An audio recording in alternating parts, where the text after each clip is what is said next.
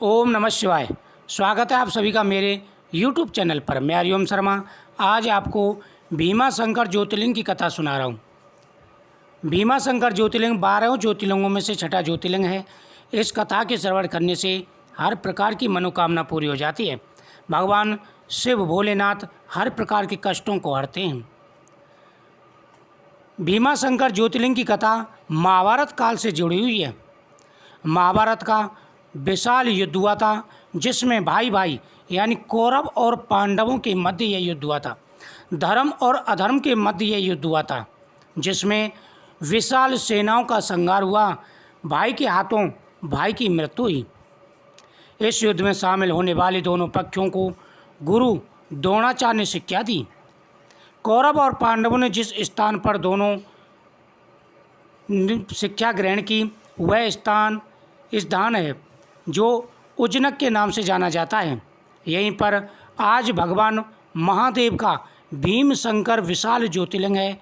कुछ लोग इस मंदिर को भीमा शंकर ज्योतिर्लिंग भी कहते हैं। भीमा शंकर ज्योतिर्लिंग का वर्णन शिव पुराण में मिलता है।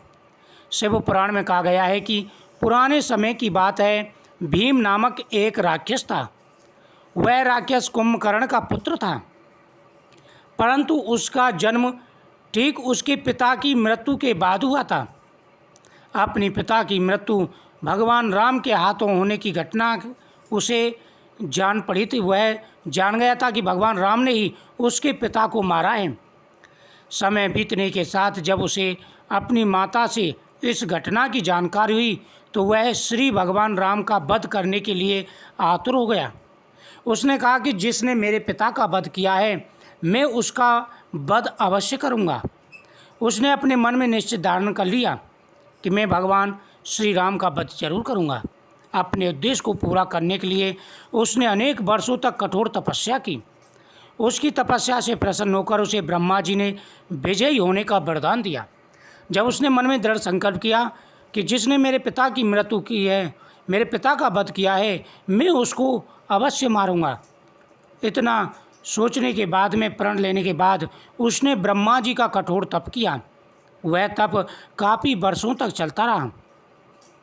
जब काफ़ी वर्षों तक वह तप चल रहा, भगवान ब्रह्मा जी उसके सामने प्रकट हुए और उसे वर मांगने के लिए कहा। उसने अजय होने का वरदान मांगा तो ब्रह्मा जी ने उसे वरदान दे दिया।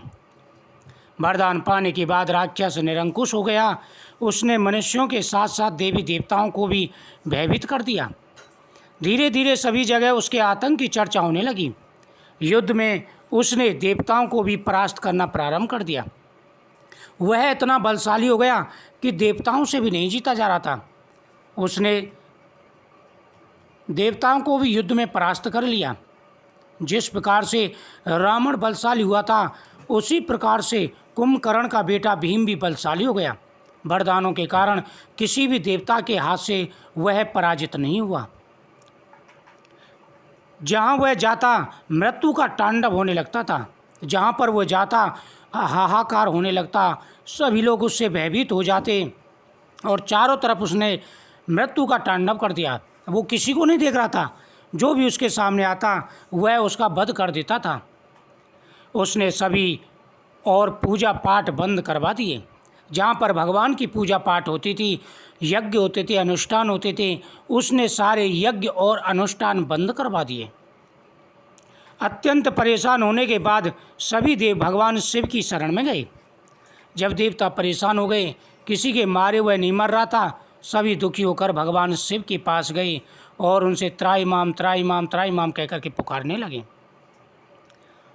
शिव ने सभी को आश्वासन दिया कि वे इसका उपाय निकालेंगे। भगवान शिव ने राक्षस को नष्ट कर दिया। भगवान शिव से सभी देवों ने आग्रह किया कि वे इसी स्थान पर शिवलिंग के रूप में विराजमान हों। जब भगवान ने सभी देवताओं को आश्वासन दिया तो भगवान शिव और भीम का भयंकर युद्ध हुआ, जिसमें वह भगवान शिव के हाथों से मृत्यु को प्राप्त हुआ। जैसे ही भगवान शिव ने उसको मारा, सभी देवता प्रार्थना करने लगे कि हे भोलेनाथ, हे शंकर, आप यहीं पर विराजमान हों। भगवान शिव से सभी देवता आग्रह करने लगे, आप इसी जगह पर शिवलिंग रूप में विराजमान हों। उनकी इस प्रार्थना को भगवान ने स्वीकार कर लिया और वे भीमा शंकर ज्योतिर्लिंग के रूप में वहाँ पर विराजमान हो गए, जो आज भी साक्षात वहाँ पर विराजमान हैं। जो व्यक्ति उनके दर्शन करता है, भगवान शिव की कृपा से उनके जीवन में आ रही सारी परेशानी, सारे दुख दूर हो जाते हैं। इस कथा को प्रतिदिन श्रवण करना चाहिए। इस कथा के श्रवण करने से हर प्रकार के मनोरथ पूरे हो जाते हैं। वीडियो को ज़्यादा से ज़्यादा शेयर करें, चैनल को सब्सक्राइब करें। ओम नमः।